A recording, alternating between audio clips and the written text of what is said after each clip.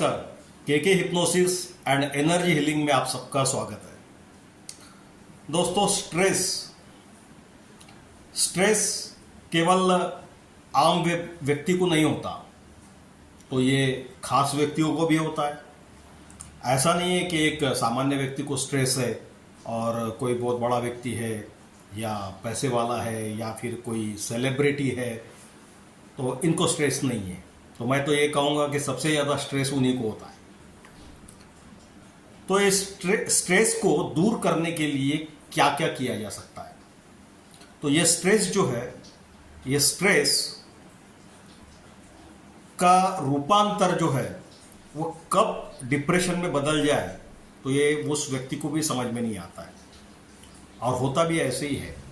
पहले तो एंजाइटी होती है। अब स्ट्रेस से ही ये सारा खेल है। स्ट्रेस का मतलब किसी चीज़ का आप मान लो आपके ऊपर बर्डन है और उस बर्डन के कारण आपको, जैसे कि हम कहते हैं कि जैसे ऑफिस में होता है आमतौर पे कि ऑफिस में कोई हमें काम बता दिया कि आपको ये अभी के अभी बनाना है, अभी करना है और इस बैलेंस शीट को अभी बनाना है या फिर तुरंत हमको ये वहाँ पे सबमिट करना है। तो जो बॉस का जो बर्डन होता है वो बर्डन यानी कि उस काम का फिर स्ट्रेस, और ये स्ट्रेस जो है, ये स्ट्रेस जो आ रहा है हम पे, काम का जो स्ट्रेस आ रहा है, इसी स्ट्रेस का रूपांतर होता है एंजाइटी में। एंजाइटी का मतलब होता है चिंता। घर जाने के बाद भी उसे लगता है कि नहीं, ये मुझे कल जाके वो काम करना है, वो जल्दी देना है, ऐसा है। देखिए, तो स्ट्रेस और एंजाइटी करीब करीब ये दोनों भाई बहन ही समझ के चलो, बहन बहन बोलो, भाई भाई। तो वो एंजाइटी का रूपांतर फिर क्या होता है, धीरे धीरे धीरे धीरे जैसे एंजाइटी ये बढ़ती जाती है वो व्यक्ति डिप्रेशन में जाता है। तो एंजाइटी का रूपांतर डिप्रेशन में होता है और जब डिप्रेशन में वो व्यक्ति चला जाए तो फिर उसकी सारी जिंदगी खराब हो जाएगी। और डिप्रेशन का कोई इलाज नहीं है। इलाज एक ही है कि उस डिप्रेशन से उसको निकालने के लिए कुछ अफर्मेशन, सजेशंस देकर या फिर उसे ऐसी कोई बातें बता करके जिसके कारण उसका वो जो तनाव है वो तनाव कम हो जाए। तो ऐसा ही जो कलाकार होते हैं, इन कलाकारों में भी बहुत सारा स्ट्रेस होता है। जब मैं दिल्ली में था तब मेरी मुलाकात एक प्लेबैक सिंगर से हुई और उनसे जब मेरी मुलाकात हुई तो वो थोड़े से मुझे ज़रा नर्वस दिखाई दिए, तनाव में दिखाई दिए। क्योंकि तो मैंने पूछा उनको कि आप ऐसा क्या हुआ आपके साथ? तो बोले ऐसा कुछ नहीं, वो तो नॉर्मली बात कर रहे थे। एक्चुअली वो नॉर्मली होते हैं, ऐसा नहीं है, लेकिन थोड़ा सा बर्डन था क्योंकि उनके प्रोग्राम्स थे एक के बाद एक, एक के बाद एक, एक के बाद एक। तो स्वाभाविक रूप से उन्हें तो लगेगा कि भाई मैं प्रोग्राम कैसे करूँगी। तो वो जो उनमें तनाव था, तो मेरी उनसे बातचीत हुई, वार्तालाप हुई। उसमें मैंने उनको हिप्नोसिस क्या होता है, हिप्नोसिस के बारे में बताया। मैग्नेटिज्म, मेस्मरिज्म किस तरह से किया जाता है वो बताया। कुछ उसका एक प्रयोग उन पर किया, उनको बताया कि किस टाइप से किया जाता है ये, और मेडिटेशन किस टाइप से होता है। काफ़ी हमारी चर्चा हुई, गहन चर्चा हुई उस पर। और जो वार्तालाप हुई, इस वार्तालाप में ही मैंने धीरे धीरे उन्हें वो एक अफर्मेशन देना शुरू कर दिया, जिसके कारण उनका जो तनाव था वो तो कम हो गया और काफ़ी प्रफुल्लित थे वो। उनको जो मेरे साथ बात करने में जो आनंद आया और काफ़ी उनका स्ट्रेस निकल गया, खुश हो गए वो। और उसके बाद उनका जो भी प्रोग्राम हुआ वो काफ़ी अच्छा हुआ।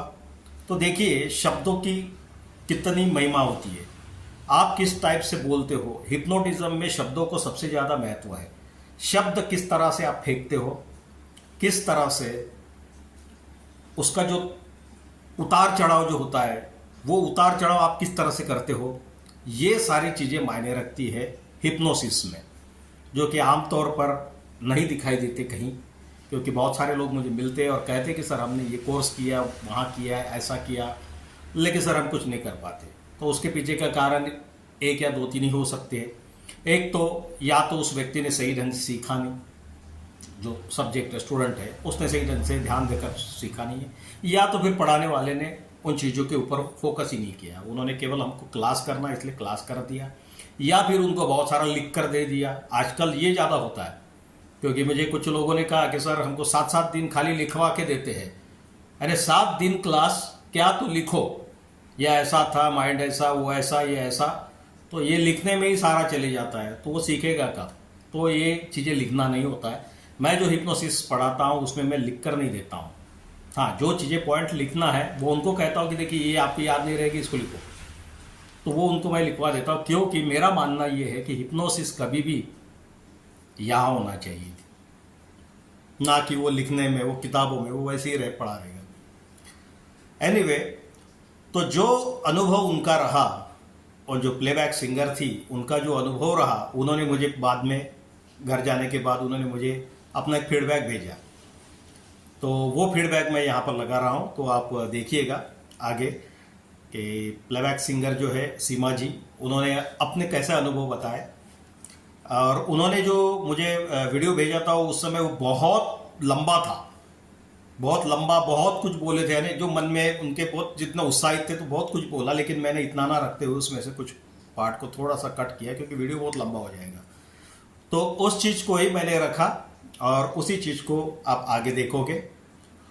और यदि आपको हिप्नोटिज्म सीखना है, मैग्नेटिज्म, मेस्मरिज्म सीखना है, या फिर आपको तांत्रिक त्राटक सीखना है, या फिर एंशियंट मंत्र हीलिंग जिसको गेंडाम कहा जाता है, ये गेंडाम पर मैं एक वीडियो और बनाऊंगा, पूरा विस्तृत बनाऊंगा, तो आप मेरे दिए हुए नंबर पर मुझे संपर्क कीजिएगा और डिस्क्रिप्शन बॉक्स में आपको जो लिंक मिलेगी उस लिंक पर क्लिक कीजिएगा ताकि आप सीधे मेरे ग्रुप में जुड़ जाओगे।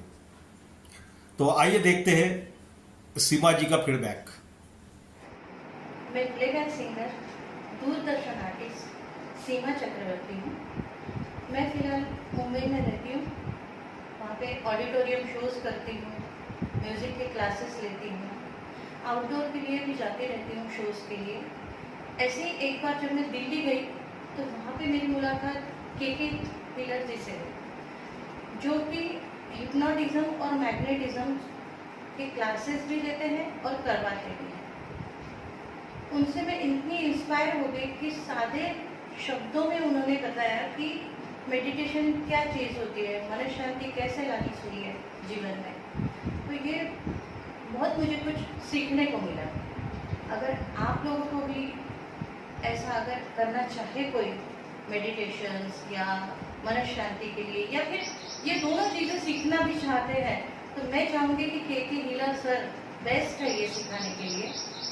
जब भी कभी आपको हिप्नोटिज्म और मैग्नेटिज्म सीखना है तो के हीलर जी सर द बेस्ट, मैं ऐसा वाकई उनसे मानती हूँ और आप उनसे ज़रूर कांटेक्ट कीजिए। जबकि मैं गायक हूँ तो चंद लाइनें आपके सामने पेश करना चाहूँगी। गाने के बोल इस प्रकार है अगर दूर मंजिल तो क्या, रास्ता भी है मुश्किल तो क्या, रात तारों भरी ना मिले तो दिल का दीपक जलाना पड़ेगा। जिंदगी प्यार का गीत है जिसे हर दिल को गाना पड़ेगा। कोई भी सपना साकार करने के लिए सबसे जरूरी है सही कोच का होना। चुनिए के हीलर हिप्नोसिस को और करे अपने हिप्नोसिस एंड मेस्मरिज्म का सपना साकार।